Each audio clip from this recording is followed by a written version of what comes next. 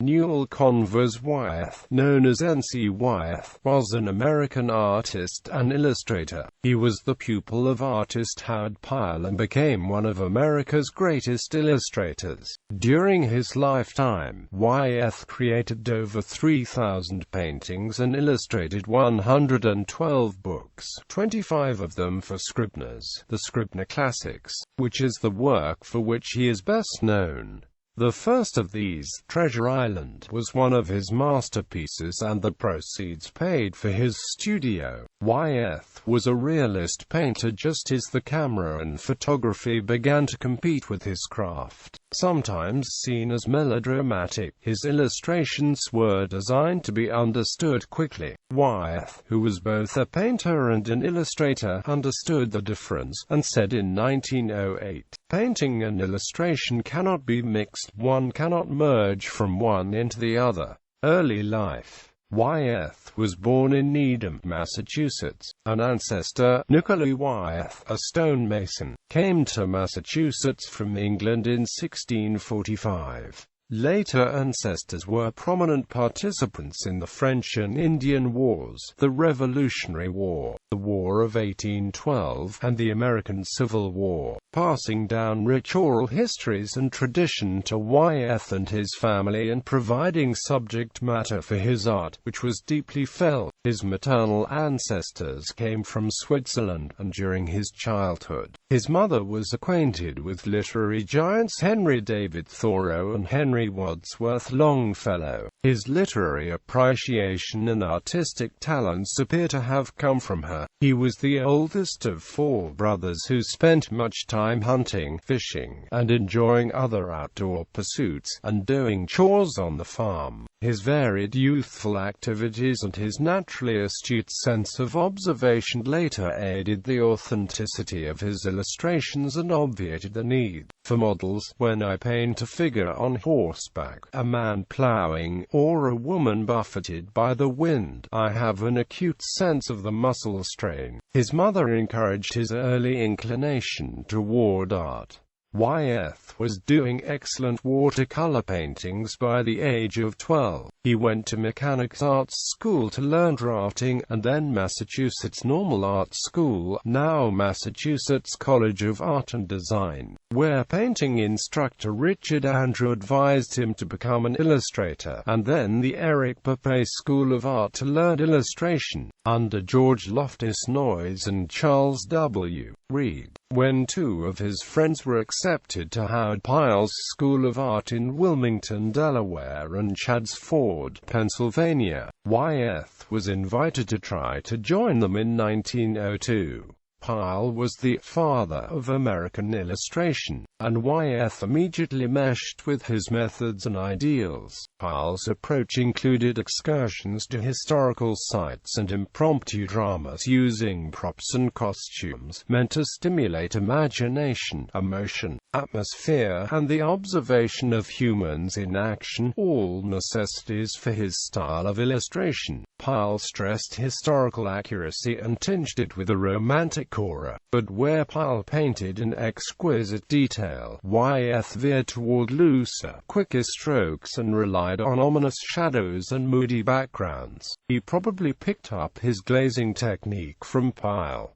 Wyeth's exuberant personality and talent made him a standout student. A robust, powerfully built young man with strangely delicate hands, he ate a lot less than his size implied. He admired great literature, music, and drama, and he enjoyed spirited conversation. Career: a bucking bronco for the cover of the Saturday Evening Post on February 21, 1903 was Wyeth's first commission as an illustrator. That year he described his work as true, solid American subjects, nothing foreign about them. It was a spectacular accomplishment for the 20-year-old Wyeth, after just a few months under Pyle's tutelage. In 1904, the same magazine commissioned him to illustrate a Western story, and Pyle urged Wyeth to go west to acquire direct knowledge, much as Zane Grey had done for his Western novels. In Colorado, he worked as a cowboy alongside the professional punchers, moving cattle and doing ranch chores. He visited the Navajo in Arizona and gained an understanding of Native American culture. When his money was stolen, he worked as a mail carrier, riding between the two Gray Hills trading post and Fort Defiance, to earn enough to get back home. He wrote home, "The life is wonderful, strange, the fascination of it clutches me like some unseen animal, it seems to whisper, come back, you belong here, this is your real home." Single quote.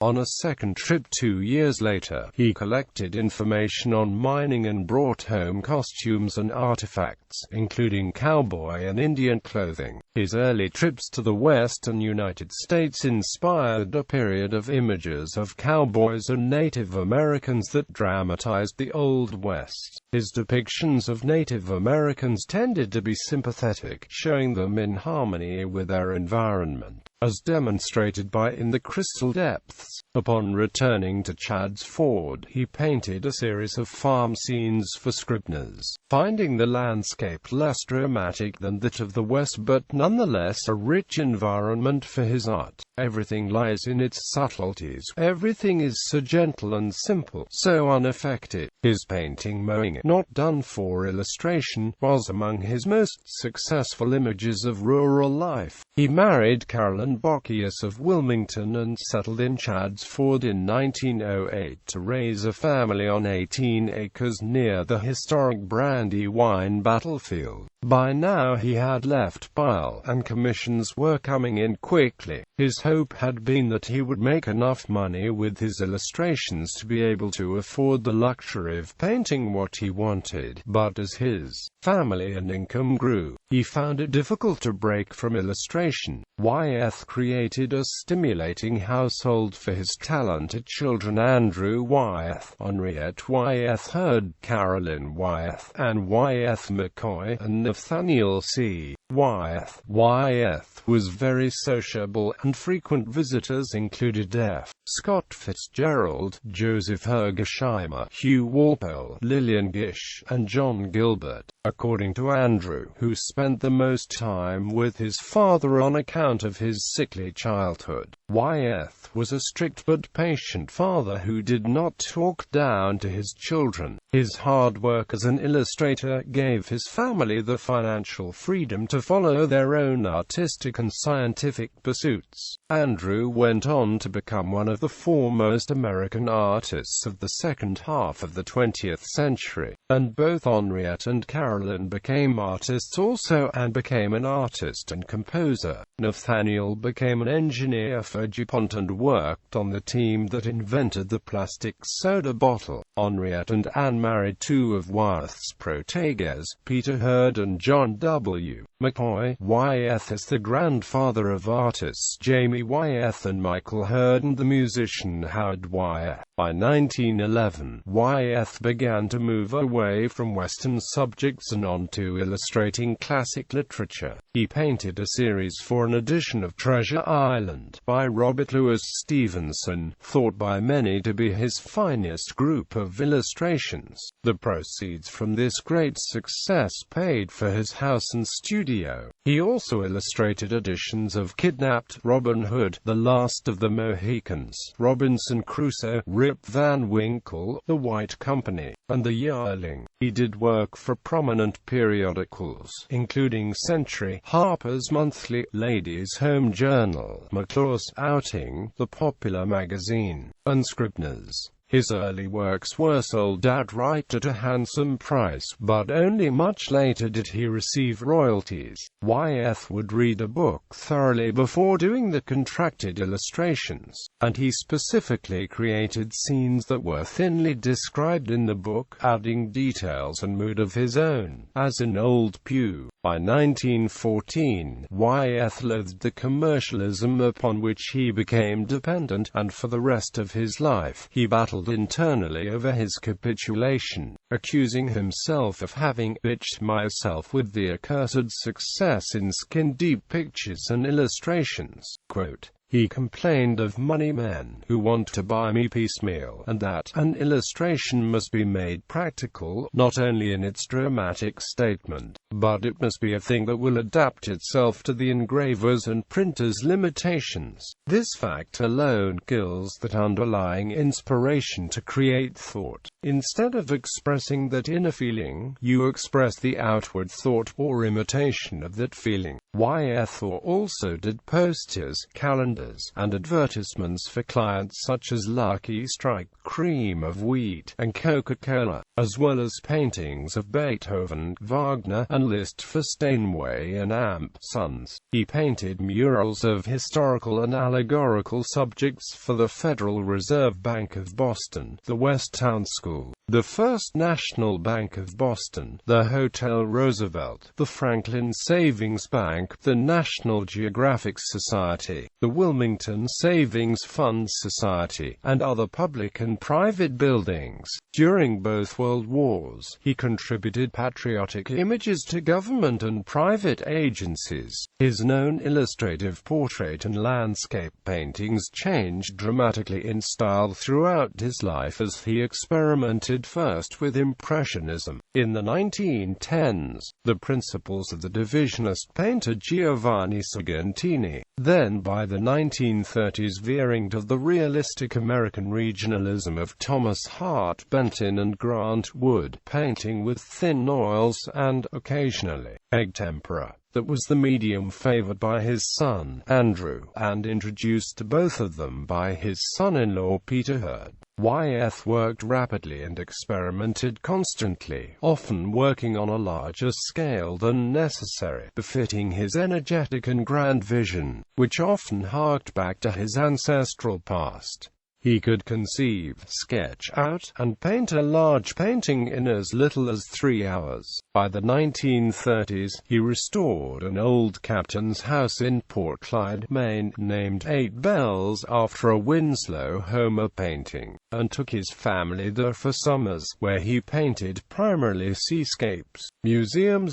started to purchase his paintings, and by 1941, he was elected to the National Academy and exhibited on a regular basis. Death and legacy. In 1945, Wyeth and his grandson were killed when the automobile they were riding in was struck by a freight train at a railway crossing near his Chadds Ford home. At the time, Wyeth had been working on an ambitious series of murals for the Metropolitan Life Insurance Company depicting the Pilgrims at Plymouth, a series completed by Andrew Wyeth and John McCoy.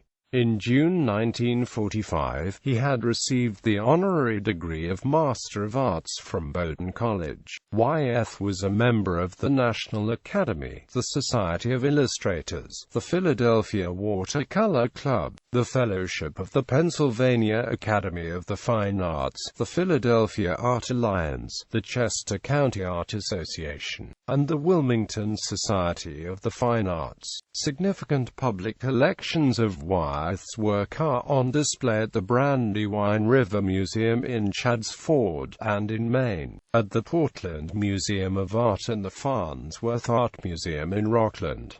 The Brandywine River Museum offers tours of the N.C.Wyeth House and Studio in Chadds Ford.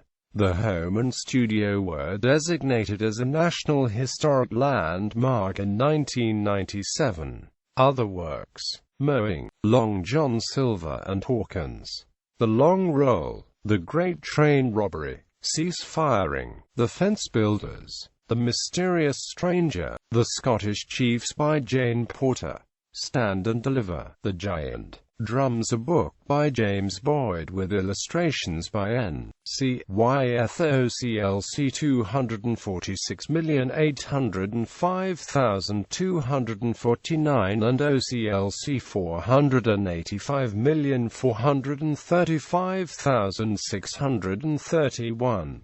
Apotheosis of the Family, a 60-foot by 19-foot mural including likenesses of members of the Wyeth family, located in a building in downtown Wilmington, Delaware. Dying Winter, Men of Concord and Some Others as Portrayed in the Journal of Henry David Thoreau, a book edited by Francis H. Allen, with illustrations by N.C.Wyeth, OCLC 275651. The Alchemist, Deep Cover Lobsterman, The War Letter, Nightfall.